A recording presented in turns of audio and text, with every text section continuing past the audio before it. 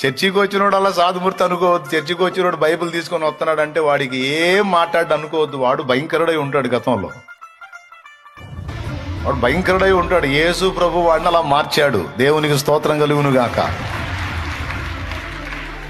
చాలా మందికి యేసు ప్రభు నమ్ముకున్నారు, చర్చికి బైబిల్ తీసుకొని పోతున్నారంటే తేలిగ్గా చూస్తారు. వాళ్ళల్లో పాతోడు పునరుద్ధానం చెందాడంటే ఇటు చేస్తాడు.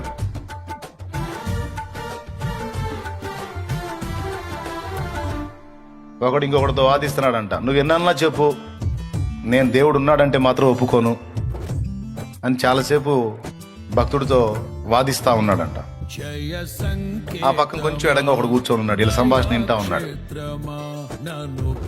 పాప ఈయన ఎంతో కన్విన్స్ చేసి చెబుతున్నాడు, కాదయ్యా దేవుడు ఉన్నాడు, దేవుడు గొప్పోడు, దేవుడు నిజంగా యేసు ప్రభు అయ్యా అని చెప్పి ఈయన సువార్త చెబుతున్నాడు. వాడేమో నువ్వు ఎన్నో చెప్పు సార్, నేనెన్నో అని ఎగిరి పడుతున్నాడు ఈయన మీద.